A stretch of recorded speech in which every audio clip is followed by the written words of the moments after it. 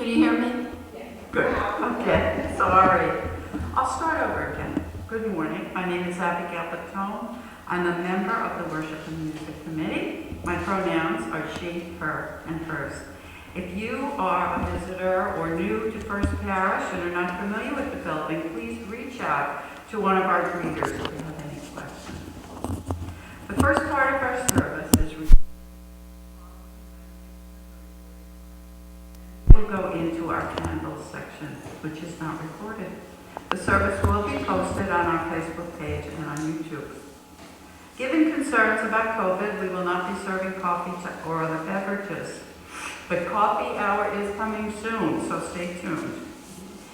If you wish to participate in fellowship after the service, we'll be gathering here in the sanctuary for conversation, and we do require that you keep your masks on. And we will also be gathering, and I'm sure Reverend is going to talk about this, in small groups later for the pledge drive. We are again passing the basket, collecting your offerings. First Parish also accepts online offerings, which you can learn more about online at the website. Welcome to our service at First Parish Plymouth. Our service today is led by our minister, Reverend Lavoie. The sermon is entitled God 101 for Unitarian Universalists.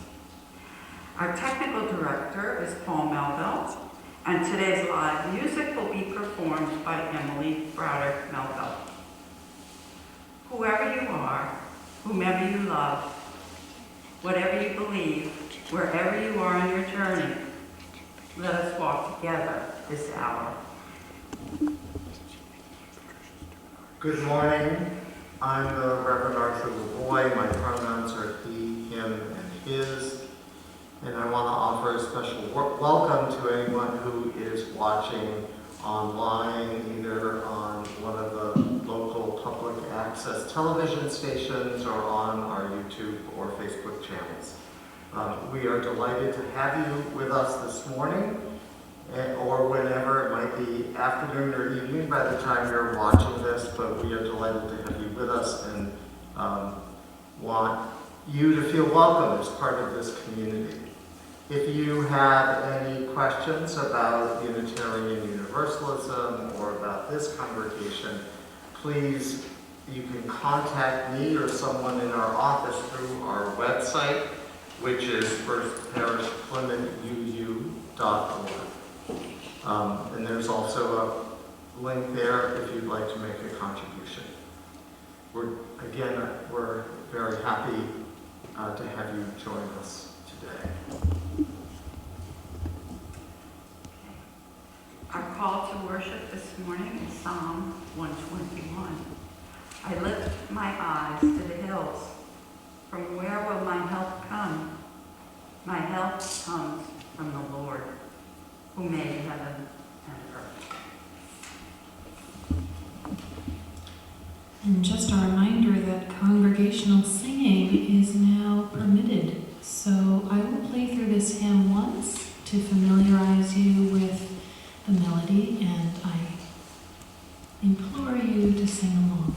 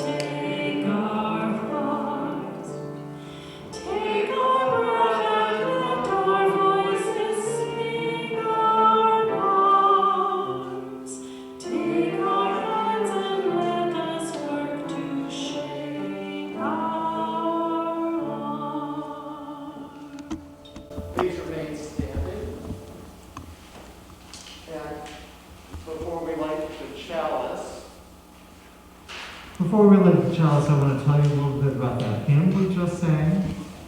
Norbert Chapek was the minister of a very large, couple thousand member Unitarian congregation in Prague, Czechoslovakia.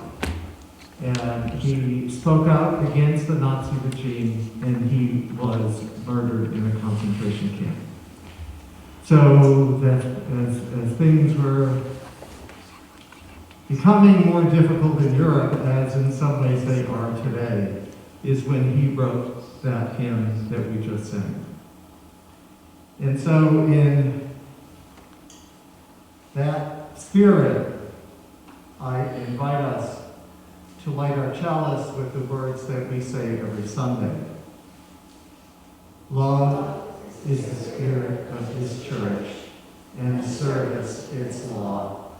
This is our great covenant, to dwell together in peace, to seek the truth in freedom, to speak the truth in love, and to help one another. Please be seated.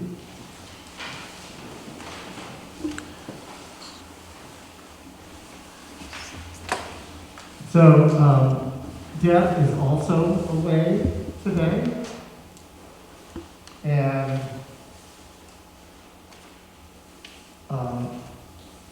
I bet most of you have never heard of the chicken god. Anybody ever heard of the chicken god? No, huh? Oh, Debbie, you have, huh? So, when I was in seminary out in Berkeley, I taught in the religious education program in the San Francisco church. I taught in the junior high class. And one semester, our curriculum was about different religious traditions, different, and how they kind of emerged a bit from within the societies. We always kind of create our gods in our own image. And to answer, we create our spiritual life, to answer some of the deep burning questions that we have. And so this group of kids decided, well, if other people had created a religion, why can't we create one of our own? So they came up with this religion where the main deity was the chicken god. And that emerged, some of that emerged out of their discussion of Hinduism and how Hindus revere cows and cattle, and realizing that that's what's part of making that society vegetarian. So they wanted to create a religion where everybody was vegetarian. And what better way to do that than to elevate kind of the least of these, the kind of the one of the animals that is most important in our lives, because everybody around the world eats eggs of one kind or another. And so you could eat eggs in this religion, but you couldn't eat chickens because chickens were revered, and they had created this whole wonderful religious structure based on kind of the things that they were thinking about and the questions that they were asking and what they were moving to believe at that point. So it was great. They even spent one Sunday at coffee hour with handing out these little pamphlets with a sign-up sheet asking people to join their religion. It was just a wonderful experience for them to be freed from religious authority and structures, and to be able to envision what was important in their lives and the questions they were asking. So that's the story of the chicken god. And now, I don't know, I think Jane is the only one here. Patricia is Jesse here now? Jesse is feeling sick today. Oh, okay.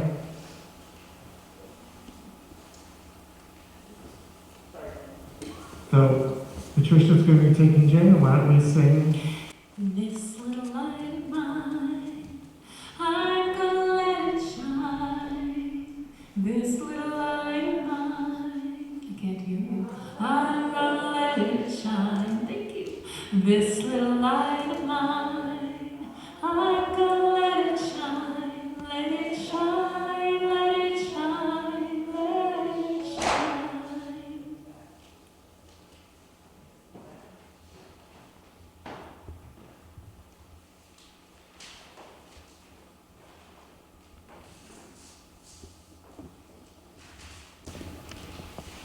Good morning. My name is Amy Palmer. I've been coming to First Parish for almost 18 years. I've been on the Social Action Committee, the Parish Committee. I'm currently the chair of the Finance Committee and the Service Auction Committee. And I feel like I'm like, am I forgetting something? I feel like I've done almost, a little bit of everything everywhere. Was I? Oh, I guess I was. I know, I'm looking around, I'm like, you all pretty much know me, because I've been missing a little bit on Sundays, just with the certain change of schedules and everything. So I was asked to come and speak about why I pledge. And if somebody asked me why I pledge, I would say that everything Diane Stillman said last week. I don't know who was here last week, but it was like, yes, that's why I pledge. I do believe we need to support our community financially. And community and our involvement in that community means different things to all of us. So there's obviously Sunday morning services. I've noticed there's meditation groups, religious education classes. At one point we had small group ministry. And then there are the activities outside of church where you'll find First Parish members. Standouts at Plymouth Rock, rallies for Black Lives Matter, marches for immigration rights, and just yesterday there was a group of us that walked from Town Hall to the nuclear power plant to protest against dumping radioactive water into Cape Cod Bay. I think I'm just defrosting now. We are an amazing community. Now, as a parent of teenagers, I have gone through the struggle of getting my kids involved in this community over the years. When they were little, you just bring them to church. That's what we do on Sundays. And then they start questioning, why do I have to get up on Sundays? I'm tired, I have to do this, I have to do that. So you struggle to get the kids to church on Sunday. And it's so important to me to keep the kids involved in the community. So when it comes to how do we involve our kids in the community, there is a program that I absolutely love that this congregation offers, besides the service auction, which I do think is one of the most important things we do, but also OWL. So OWL means, how many people do know what OWL is? Oh good, everybody knows, almost everybody knows what OWL is. So it stands for Our Whole Lives, and I had never heard about it until about 13 years ago when I agreed to attend a weekend training and become an OWL teacher. So OWL describes itself as our whole lives, that's what OWL stands for, our whole lives, recognizes and respects the diversity of participants with respect to biological sex, gender identity, gender expression, sexual orientation, and disability status, in addition to cultural and racial backgrounds. The activities and language used throughout the program have been carefully chosen to be as inclusive as possible of this human diversity. So thinking back to when you were, we do 7th through 9th grade, thinking back to that age when you're kind of trying to figure out who you are as a person and all these things are changing, how many people felt comfortable at that point in their lives? They were getting a good education, their parents were addressing things that needed to be said. I know it was not me. And I know being raised in the Catholic Church, it was not there either. I wish I had had this opportunity when I was that age. So the curriculum is centered around the values in them, like they've got a big, they call it the circles of sexuality. There's a big circle in the middle, it's called values. And then they have 5, it's a nice Venn diagram if people love Venn diagrams the way I do, with 5 different circles around. There's sensuality, intimacy, sexual identity, sexual health and reproduction, and sexualization. So we cover, in addition to that, so one of the things they say, while our whole lives is secular, it is not value-free. The program gives clear messages about the following key sexuality issues: self-worth, sexual health, responsibility, justice, and inclusivity. There is so much shame around sex and gender identity and sexual orientation. So if we can give the kids an outlet to talk about this or accept it and be normalized, everything would just be so much better. I mean, I know it would have been for me. So again, from the website, it says, honest, accurate information about sexuality changes lives. It dismantles stereotypes and assumptions, builds self-acceptance and self-esteem, fosters healthy relationships, improves decision-making, and has the potential to save lives. It is, so I'm teaching for the 4th time, and this is my 2nd time with Chris. It is so much fun. The kids are great. We laugh. I mean, sometimes they drive you crazy, sometimes we drive them crazy, but it's awkward, it's uncomfortable, we throw it out there. We say, look, if you need to learn how to talk about this stuff. If you can't talk about it, then you shouldn't be doing it. You know, and those are the kinds of lessons we try to really promote with the kids. We cover the use of language, physical and emotional issues, social media, bullying, bystander responsibility, responsible sexual behavior, including consent, communicating about it all, and one of my favorite lessons, which I think we all could use, is about how to be assertive without being aggressive or passive. You know, the kids don't always love it, but the parents' support and encouragement, they show up. So now, again, I'm in my 4th OWL class. It's my 2nd one with Chris. I've taught here in Plymouth, and I've also taught in Kingston. So we don't only offer this class to UUs. Many times friends come or kids from other congregations. One time I was teaching up in Kingston, and there was a group of homeschool kids that came because they thought that the parents thought that was important. So within First Parish, I've had the Perlos, a Stillman, both the Creans kids, Jaegers, Capels, Sneeze, Schultzes, and of course my own kids, which is their own horror to have had me be their teacher. And this summer, my kids go to a summer camp up in New Hampshire, and it's not necessarily a UU camp, but it has all the same values and all the same. So one of Kelly, who was 16 at the time, one of her counselors is Jos Erlandson, who goes to the Kingston church, who's in his early 20s, and he was a counselor. And so another kid in their group had mentioned OWL, had gone to UU church, said I went to OWL, and Jos was like, oh, I had OWL. And then he looked at Kelly and he's like, and your mom was my teacher. And she said, my mom was my teacher. So, it's everywhere. And I just feel like that's what we as a congregation, as a community, the things that go on that we might not necessarily be involved in, I think it's just so important to bring out into the community. And like I said, it's not only UUs, it's not only here, but it's so important that we promote this kind of education and this understanding, and that we are able to pledge to our congregation to continue to support this stuff. So thank you. You know, the thing Amy did mention about OWL is that I've heard from kids in congregations where I've served that even though they cringe in the class, they become the teachers of many of their peers in school, because they can contradict some of the things that are being said. They find themselves in positions among their peers where other kids come to them to get some information or advice, because most kids are not getting this in their churches or in their schools in the way that we offer it. And because it's a Sunday evening class, we don't see what is going on there. It's been kind of invisible to the congregation. So thanks, Amy and Chris, for doing this again. I know it's a lot of work and also a great joy to do this. Thank you.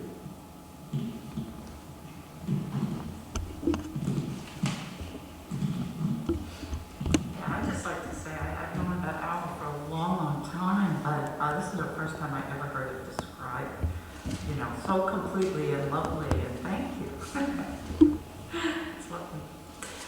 Okay, our reading is Jane Rainey Rizepka, Shopping for God, from Zip Lines to Hosaphones. Whether you come to a Unitarian Universalist church by means of the web, a podcast, a copy of a sermon, an online quiz, the front door of a congregation, or the kind invitation of a friend, your questions about Unitarian Universalism often include something about God. What is God in the context of the Unitarian Universalist religion? Of course, many don't find the word God or even the concept helpful at all, but many do. and many more are intrigued by what one might call the changing face of God, where God becomes a goddess or a cosmos that's a generally friendly or a free-floating inclination toward the good, or an omnipresence that helps us to behave. Some look for an image of God that promotes healing or wholeness or inner calm or acceptance or guidance. Others are drawn to images or conceptions from traditional religions, Jewish maybe, or pagan, Muslim or Christian. Some questioners step back and wonder why so many images of God appear in human form. The short answer seems to be that that's what people do. We look back and remember that the Romans held Caesar to be a god, and the Egyptian pharaohs became gods, as did the Greek Dionysus and Jesus. Western history in particular has a habit of apotheosizing people, turning them into gods. They become not just superheroes, but supernatural heroes. Or at least, that's how history appears to many of us living in the 21st century.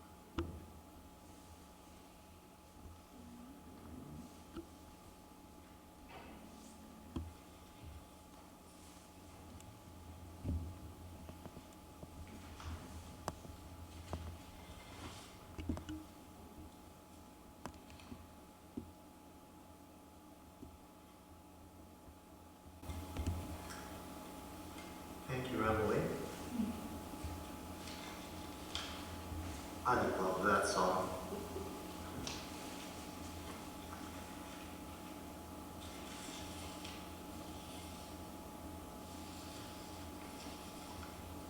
So,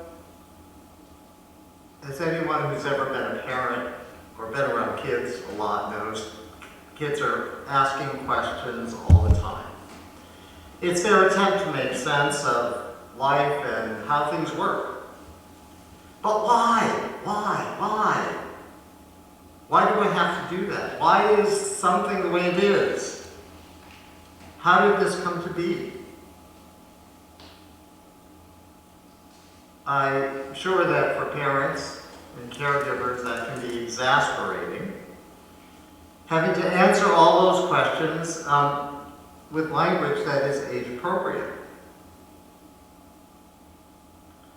But for much of Western history, we have not done a very good job of allowing or encouraging that kind of questionings from adults or children, especially when it comes to big picture spiritual or religious issues. When, as children, we asked our questions, we often got responses such as, well, that's just the way it is. Or, you just have to believe what you've been told. It's called faith. So, I was brought up, and I assume many of you were brought up thinking of faith as something that is beyond reason. And I think this comes out of our pre-Enlightenment educational model, which thinks of children, and adults for that matter, as empty vessels that need only be filled with important and proper knowledge. And our questions, our great, insightful questions, either go underground or we turn to faith to stamp out our questioning minds. Either way, we cut out a vital part of ourselves, an essential part of our humanity, our ability to create our own sense of meaning and purpose through our understanding of how things are and came to be. We gain so much knowledge and insight from the questions we ask about life, the ways we're able to process what happens around us. It was through those first questions that our ancestors first started asking that brought us the first images and ideals and ideas about the sacred, about the connections of our existence to that of the natural world. The understanding that we can't always control what happens to us. That there is some structure to life and also some mystery to the processes of life and death. And our conception of what is God or holy comes out of how we make sense or not of our own experience of living and dying. Human beings have often taken a part of ourselves that we want to lift up, and we project that outward and make it into a god. At times of great conflict, the warrior gods are ascendant. At times when we struggle with natural forces, gods that represent those natural elements are created and worshipped to help us think we have some way of influencing the outcomes. This may sound a bit controversial, but I believe that we, human beings, have always created our deities. Throughout human history, we have always wanted to have the image and personality of the deities we venerate be familiar to us and portray some of the characteristics that we possess or that we would like to possess. And hopefully we create in our gods the best of who we can be, but that's not always the case. Several years ago, a member of my Dorchester congregation was studying for the ministry, and he did a study trip to Ghana in Western Africa. When he spoke with me about that experience, one thing I found shocking is that the images of Jesus that most of the people in that part of Africa worship are the European images that were brought to them by missionaries and colonizers. Well, let me tell you, if there's one thing that we do know about Jesus, he was Middle Eastern. Jesus was no blonde, blue-eyed white boy.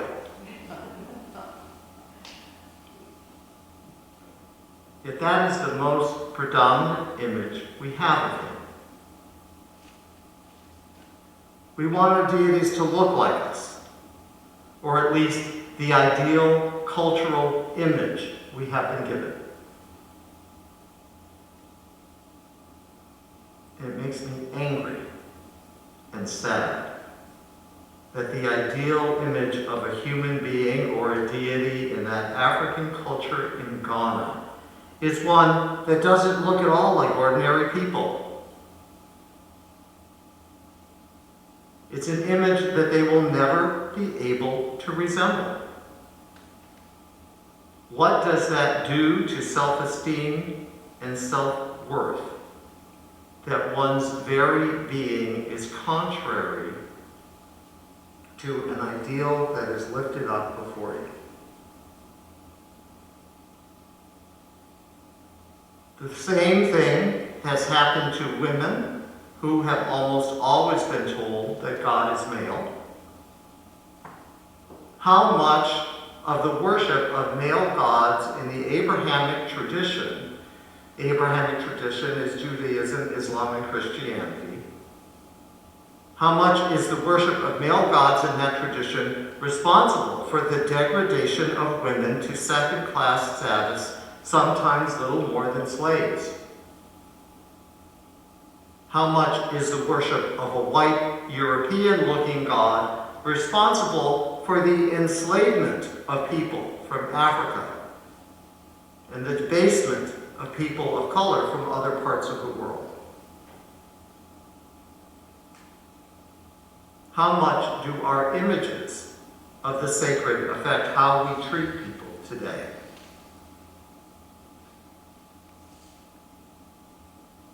The image of God that has been passed down in the Western world is that of a sentient being who's like a grand puppeteer. He, and it's most often a male god, who has knowledge and control of all of life. Many of us can't reconcile this image of a deity with the sorrow, pain, and tragedy that happens in our own lives as well as what we see around us. Grappling with this issue has caused so many people to reject any notion of a god or a spiritual presence in their lives.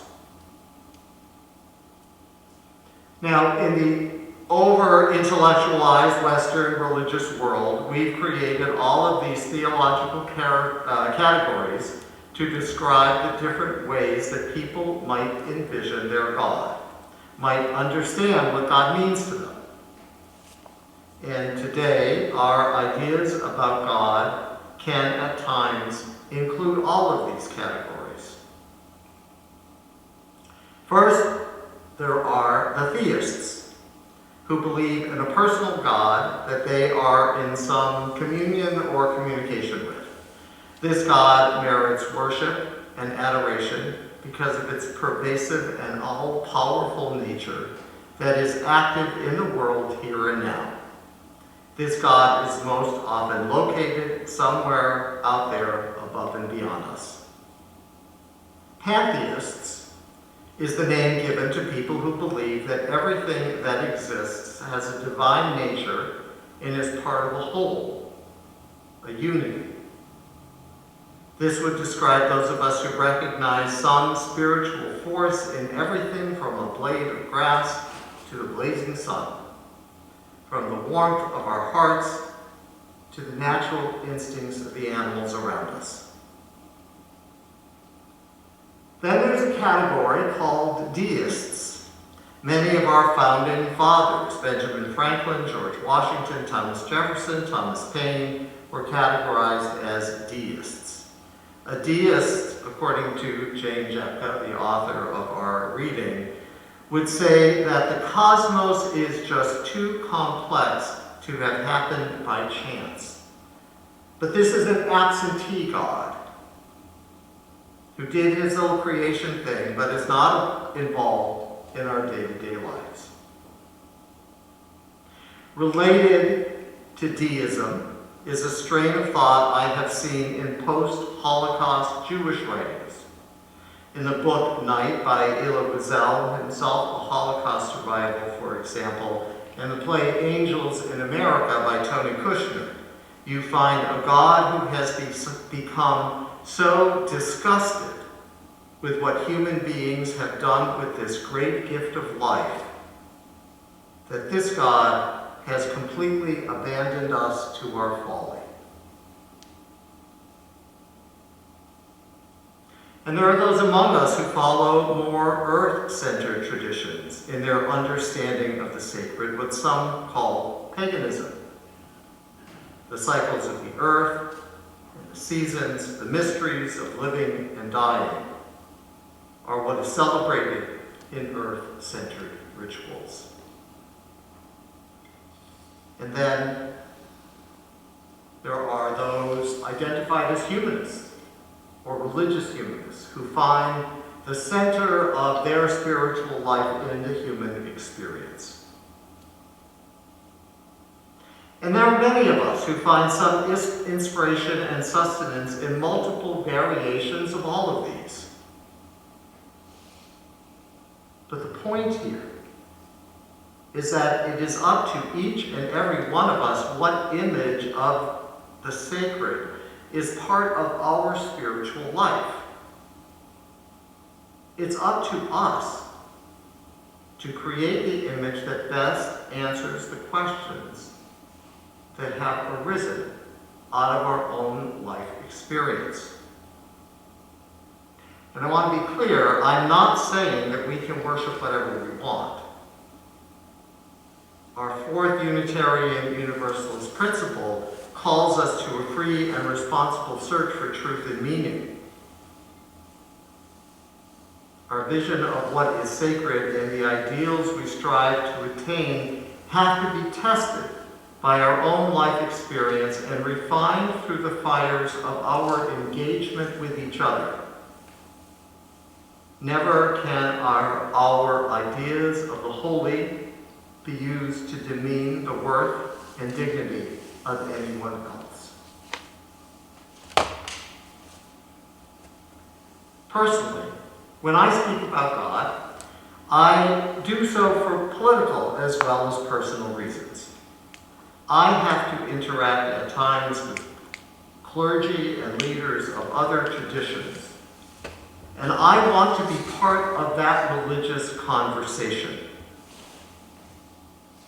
It doesn't do any good to any of us to pull out or cut them off because I don't believe in the God that they might imagine.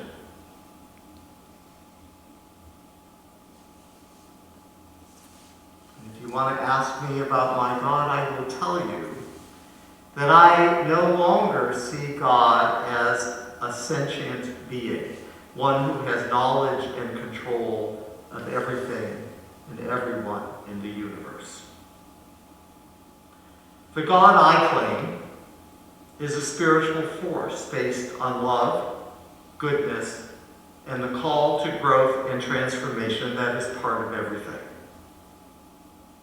It's there to guide us, to challenge us, and to accompany us through all the joys and struggles of our lives. We can choose whether to be part of that spiritual force or reject it out of our own self-centered leanings. And that rejection of the spiritual force that I believe is in everything and all of life, that rejection, I believe, is the cause of sin and evil in the world.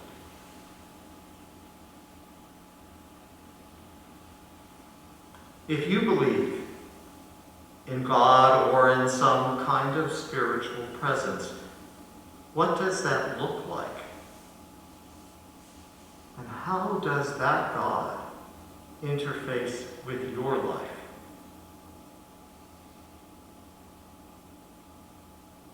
This may not be an easy question for us, but it's important to let go of past notions that no longer serve us and embrace what is present in our lives today.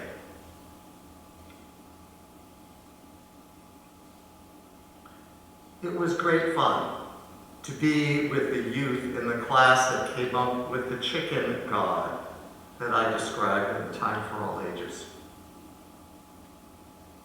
But more importantly, it opened their minds to what they will continually need to do to determine what are their highest ideals. And what are the things that they will hold most sacred. It is up to each and every one of us to do the same. Amen. Blessed be. Our closing hymn, Bring Many Names. Emily will play through, I think, as she did with the first hymn, and then join us all, and have us all join. I want to say something about this. This is in our hymnal, our great hymnal. And Brian Wren, who composed the words to this hymn, submitted it to a couple of other denominations for their hymnals, and it was rejected because it was too controversial. But we who use, of course, will take it on. So let us stand as willing and able and sing, Bring Many Names. And notice, go ahead and come up and stand. Yeah, thank you. And just noticing how so this beautiful hymn explores different versions of God, as Art has so beautifully said, and yet the end of each verse is a Hail and Hosanna. And that phrase, Hail and Hosanna, is what soars, and it's a chance for each of us with our voices to just say yes to whatever is moving and meaningful to each of us. So.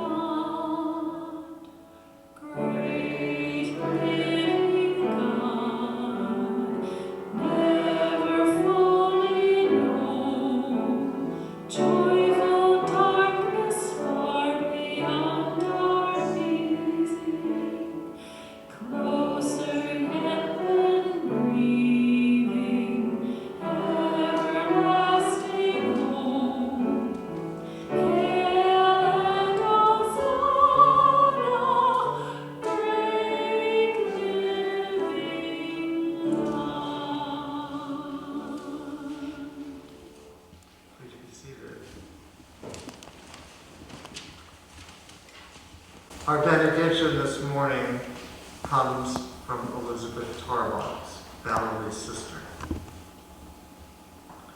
And so I say ours is a story of faith and hope and love. I say it is our need for one another that binds us together, that brings us laughing and limping into relationships and keeps us at it when we otherwise might despair at the fix we are in. I say it is the holy we need, the eternal beyond our comprehension, and one place we can find it is here, working and worshiping together.